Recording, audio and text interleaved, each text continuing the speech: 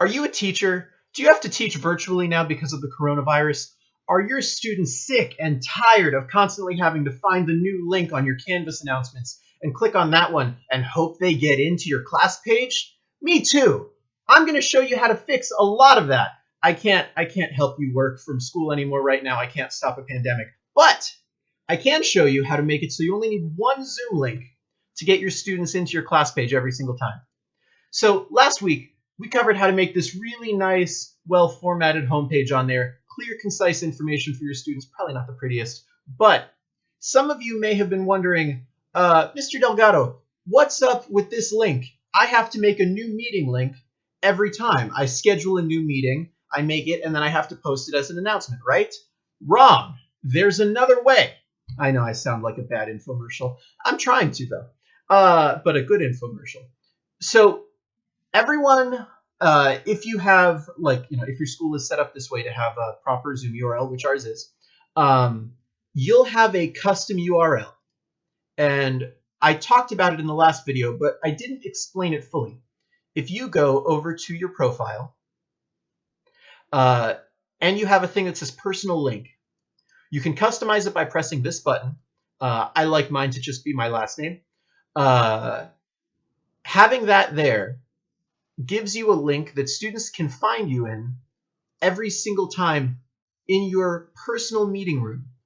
This is not a scheduled meeting. You can't make it through here, but you don't have to. All you have to do is set up this one meeting for the way all of your classes are going to work. And all you need to do is tell your students, get on there at the beginning of class, and then tell them to leave at the end of class, or you can kick them out because you have that ability. And really all it is them going to this link right here. It's the same link we put over on the Canvas page, the same link we just found in our profile up here. Copy this link and send it to the students there. And then when you're ready to start the meeting, just press Start Meeting up here. Super complicated stuff. And it will take you right into that meeting room, the same way you would get to a meeting that you've scheduled. But this time you won't have a custom link that you need to send out to your students. You can just do it right there. So as long as your students are responsible enough to actually go to the same link every single class period and will get on there, it's a much easier way for you as the teacher to have classes go without having to remember to schedule however many meetings a day as you have classes. And this works for office hours, this works for classes. This is just where I sit at throughout the day. And it's really great. There are a lot of customizable options. I always say enable join before host. If you want to modify this, go down to edit this meeting. And then you can check out all these options. I check off enable join before host. I like my students to be able to talk and say hi and then mute themselves. But if you have a ton of kids and maybe they're a little more rowdy and they can't mute themselves, just mute them automatically. And there's a setting in the Zoom meeting, which you probably already know about, where you can tell the students they're not allowed to unmute themselves. So they have to raise their hand and you have to pick them to unmute themselves. But that's optional. Enable waiting room. I just let them get into the actual meeting before I'm there, so this is not necessary. I don't suspect that a lot of people are going to be wanting to join my class unless they're in it.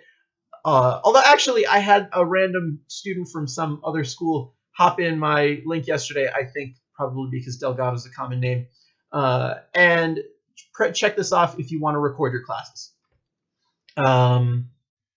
That's about everything that's there. These options are pretty straightforward. The require a meeting password is if you want to send out the password to just your class, that's an easier way than saying every single user that can join.